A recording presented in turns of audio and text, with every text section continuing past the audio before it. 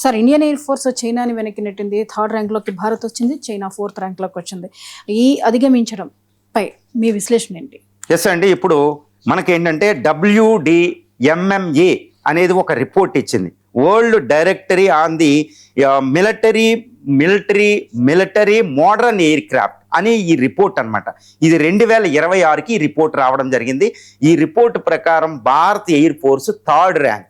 ఇది ఒక విచిత్రం అనమాట. అందరూ అనుకుంటారు చైనా చాలా పెద్దది ఎయిర్ ఫోర్స్లు అనుకుంటారు, కానీ ఈ రిపోర్టు WDMMA రిపోర్ట్ ప్రకారం మనకు ఇప్పుడు చైనా 4th ప్లేస్లో ఉంది. చైనా ఎయిర్ ఫోర్స్, భారతదేశం థర్డ్ ర్యాంక్. ఇది 5వ సంవత్సరం వరుసగా.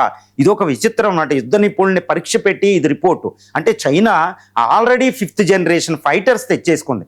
ఇది J-20, J-35 లాంటి 5th జనరేషన్ ఫైటర్స్ ఉన్నాయి. 6th జనరేషన్ ఫైటర్ని అది పరీక్షిస్తుంది.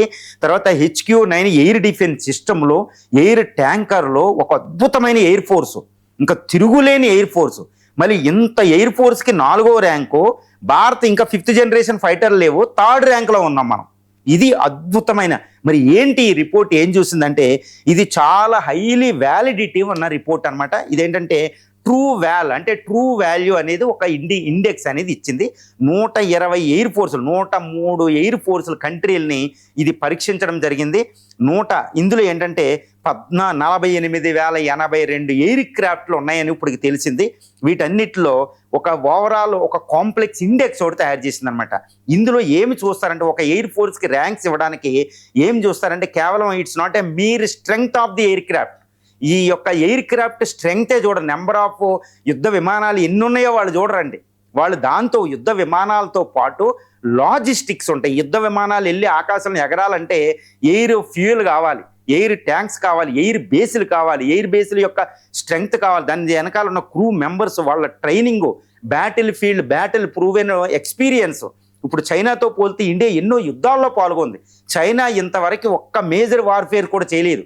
అది తయారు చేసిన J-20, J-35, ఈ యొక్క JF థండర్, J-10 లాంటి యుద్ధ విమానాలు అసలు ఎలా పనికొస్తాయో తెలియదు. వాటిని పరీక్షించలే. కానీ ఇండియా సక్సెస్ఫుల్గా ఇప్పుడు వరకే 6 యుద్ధాలు చేసాం. ఇక్కడ జమ్మూ అండ్ కాశ్మీర్ యుద్ధాలు చేస్తూనే ఉంటాం. వారు ప్రూవెన్ ఎక్స్పీరియన్స్ భారతదేశం ఉంది. భారతదేశం పైలట్లు వాళ్ళు నిరూపించుకున్నారు వాళ్ళ సామర్థ్యం. ఇంకా చైనా నిరూపించుకోలేదు. ఇది ఇలాంటి ఎన్నో వాళ్ళు చూస్తారు. తర్వాత లాజిస్టిక్, టెక్నికల్ మోడర్నైజేషను, బల్క్ స్ట్రెంగ్త్, తర్వాత స్ట్రైకు, తర్వాత డిఫెన్స్ క్యాపబిలిటీస్, ఇవన్నీ కూడా అక్కడ చూస్తారన్నమాట. తర్వాత జోగ్రఫీ. అసలు చైనా ఎయిర్ ఫోర్స్కి ఈ యొక్క ఇండియా ఎయిర్ ఫోర్స్కి అతిపెద్ద డిఫరెన్స్ ఏంటంటే, ఇక్కడ స్ట్రెంగ్త్ పరంగా చూస్తే మనకేంటంటే 1000 హెలికాప్టర్లు దానికి ఉన్నాయి. మన దగ్గర 692 ఉన్నాయి. తర్వాత అటాకింగ్ ఎయిర్ క్రాఫ్ట్ ఏంటంటే 1222 దాని దగ్గర ఉంటే, మన దగ్గర కేవలం దానికంటే సగమే ఉన్నాయి, 520 మాత్రమే ఉన్నాయి. మొత్తం ఎయిర్ క్రాఫ్ట్ అంటే యుద్ధ విమానాల స్ట్రెంగ్త్ చూస్తే చైనా దగ్గర 3309, అదే భారత్ దగ్గర 2220. ఎంత అంటే 1000 తక్కువ ఉన్నాయి, 1100 తక్కువ యుద్ధ విమానాలు ఉన్నాయి. అయినా చైనా కంటే ఎందుకు ర్యాంక్ ఎక్కువ వచ్చిందంటే, ఇక్కడ ఒకటే మనం వినాలి, ఆ మదం ఉంటుంది అనమాట. 1962లో యుద్ధం జరిగేటప్పుడు అప్పటి నెహ్రూ భారత ఎయిర్ ఫోర్స్ని వాడకుండా నిరోధించారు. ఎయిర్ ఫోర్స్ని రంగంలో దించుంటే చైనా మీద ఇండియా గెలిచి ఉండేది అనేది ఒక రిపోర్ట్ వచ్చింది. అది నిజమండి, అక్షరాల నిజం. ఎందుకంటే చైనా దగ్గర 1100 యుద్ధ విమానాలు ఎక్కువ ఉండొచ్చు, ఇండియా దగ్గర 1100 యుద్ధ విమానాలు తక్కువ ఉన్నాయి. అయినా ఇప్పటికిప్పుడు చైనా ఇండియన్ ఎయిర్ ఫోర్స్కి యుద్ధం జరిగితే ఇండియా 100కి 100% చైనాని ఓడించేస్తాయి. ఎందుకంటే అక్కడ జోగ్రఫికల్ కండిషన్స్ ఉంటాయి అన్నమాట. ఏంటంటే ఇవి మనం ఊహించాలన్నమాట. హిమాలయ మ్యాప్లోకి వెళ్ళి ఒకటి ఊహించాలి. ఉత్తరాన హిమాలయాలు ఉంటాయి ఇండియాకి. అది ప్రపంచంలో అతి ఎత్తైన పర్వతాలు, 2400 కిలోమీటర్ల పొడవు, 240 కిలోమీటర్ల వెడల్పు కలిగి ఉంటాయి. ఇది ప్రపంచంలో అతి ఎత్తైన ఎవరెస్ట్ మౌంటైన్స్ నుంచి అన్నపూర్ణ, ఈ యొక్క ఇలాంటి నామ్చా బార్వా, ఈ మౌంటైన్స్ అన్ని మనం చూడండి. ఇది చైనా ఇండియాల మధ్యలో ఉంటుంది. చైనా ఎయిర్ ఫోర్స్ మోస్ట్లీ ఇండియాకి ఎగెనెస్ట్గా ఎక్కడ మోహరిస్తారంటే టిబెట్ ప్లాట్యూ. ఈ టిబెట్ ప్లాట్యూ పీఠభూమి అనేది రూఫ్ ఆఫ్ ది వరల్డ్ అంటారు. సముద్ర మట్టానికి 4000 మీటర్ల ఎత్తున ఉంటుంది. అక్కడ ఆక్సిజన్ వాతావరణంలో 50% ఉంటుంది. అంటే ఎయిర్ క్రాఫ్ట్ పైకి ఎగరాలి అంటే 50% ఆక్సిజన్లో అది ఎగరాలి, క్యాపబిలిటీ ఉండదు. చూడండి, పర్వత ప్రాంతాల్లో మనం నడవలేం. అదే మైదానం మీద ఇష్టం వచ్చినట్టు నడుస్తుంది, ఎందుకంటే ఆక్సిజన్ పర్సెంటేజ్ తక్కువ ఉంటుంది. కాబట్టి ఎయిర్ బ్రీతింగ్, ఎక్కువ ఫ్యూయల్ ఎఫిషియన్సీ కావాలి. ఆ యుద్ధ విమానాలు, అందువల్ల ఆ దగ్గర 10,000 యుద్ధ విమానాలు ఉన్నా మన దగ్గర 2,000 యుద్ధ విమానాలతో చైనాను ఓడించవచ్చు. భారత ఎయిర్ ఫోర్స్ ఎయిర్ బేస్లు ఎక్కడ ఉంటాయి?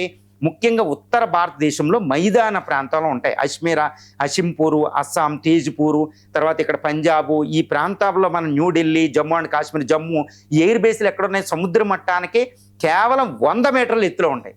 అది 4,000 మీటర్ల ఎత్తులో ఉంటుంది. మనకి ఆక్సిజన్ పూర్తిగా ఉంటుంది కాబట్టి మన ఎయిర్ క్రాఫ్ట్లు పూర్తి సామర్థ్యంతో తక్కువ ఫ్యూయల్తో వెళ్ళి వేస్తాయి అనమాట. అది చెయ్యలేదు. అందుకనే చైనా ఎయిర్ ఫోర్స్ భారత ఎయిర్ ఫోర్స్తో యుద్ధం చెయ్యలేదు. అది హిమాలయాలు దాటి హిమాలయాల్లో ఎగరాలి, అది చాలా కష్టం అనమాట. బట్ భారత ఎయిర్ ఫోర్స్ అనేది చాలా ఎఫిషియెంట్గా పనిచేస్తుంది. అందుకే ఒక డౌట్ ఉంటుంది, అది J-35, J-20 5th generation fighters 100ల కొద్దీ ఉన్నాయి. కానీ మనం ఇప్పుడు వెళ్ళి ఫ్రాన్స్ నుంచి 214 రఫేల్ యుద్ధ విమానాలు కొంటాం 4.5 జనరేషన్. ఇదేంటి విచిత్రం అనుకుంటారు. ఇప్పుడు నేను చెప్పిందే అతిపెద్ద విషయం అనమాట. Geographically India is in so favourable condition. హిమాలయాలు అతిపెద్ద రక్షణ చక్రం అని చెప్తాను. అది ఒక షీల్డ్ అనమాట ఈ విషయం మీద. ఇప్పుడు ఈ world directory of military modern military ranking ప్రకారం కూడా ఇండియా 3rd ప్లేస్లోకి వచ్చింది. ఈ రిపోర్ట్ల ప్రకారం ఏంటంటే తిరుగులేని శక్తి అనమాట. యునైటెడ్ స్టేట్స్ ఆఫ్ అమెరికా 242 పాయింట్ల ర్యాంకింగ్తో హైయెస్ట్ లెవెల్ ఉంది. అందులో ఎయిర్ ఫోర్సు, నేవీ, మెరైన్స్ ఇవన్నీ కలిపితే. తర్వాత రష్యా 2వ స్థానంలో ఉందండి. ఇండియా 3వ స్థానంలో, చైనా 4వ స్థానం, 5వ స్థానంలో విచిత్రంగా జపాన్ ఉంది. అక్కడ 6వ స్థానంలో ఇజ్రాయెల్. ఎవ్వరు ఊహించరు ఇజ్రాయెల్ 6వ ర్యాంక్ వస్తుందని. 7వ ర్యాంకు ఫ్రాన్సు, 8వ ర్యాంకు ఇలా అనమాట. ఇక్కడ పాకిస్తాన్కి 15వ ర్యాంక్ ఉందండి. ఈ విషయాన్ని మనం గమనించాలి. That is the power of the Indian air force. అందుకనే ఈ 5th జనరేషన్ Su-57 కంటే రఫేల్కే మనం ఇస్తున్నాం అనమాట. అంటే ఎంత అద్భుతంగా భారత యుద్ధ నిపుణులు, భారత ప్రభుత్వం ఎంత అద్భుతమైన నిర్ణయం తీసుకుందో దీన్ని బట్టి చెప్పవచ్చు. హిమాలయాలు అనే దాన్ని యుద్ధంలో జోగ్రఫికల్ని వాడుకోవాలి. ఇప్పుడు చూడండి, ఇరాన్ అమెరికా యుద్ధంలో ఇరాన్ ఎందుకు గెలిచిందంటే హర్ముజ్ స్ట్రైట్ని, వెపనైజేషన్ ఆఫ్ జోగ్రఫీ అండి. భారతదేశం కూడా ఇటు ఇండియన్ ఓషన్ని, అరేబియా, బంగాళాఖాతాన్ని, హిమాలయాల్ని ఒక వెపన్ కింద వాడుకుంటే అసలు ఏ శక్తి ప్రపంచమంతా ఏకమై వచ్చినా ఇండియాను ఓడించలేదన్నమాట. ఇది పరిగణించాలి. ఈ విధంగా ఇండియన్ ఎయిర్ ఫోర్స్కి 3rd ర్యాంకు, చైనా ఎయిర్ ఫోర్స్కి 4th ర్యాంకు. సో ఇండియా ఇప్పటికిప్పుడు యుద్ధం జరిగితే ఇండియా తప్పనిసరిగా చైనాను ఓడించగలిగింది. ఇది ఒక అద్భుతమైన మిలిటరీ విషయాలు. ఈ విషయాలు గమనిస్తేనే మనకి ఇండియా యొక్క శక్తి సామర్థ్యాలు భారతదేశానికి, భారతీయులకి తెలుస్తాయి అన్నమాట.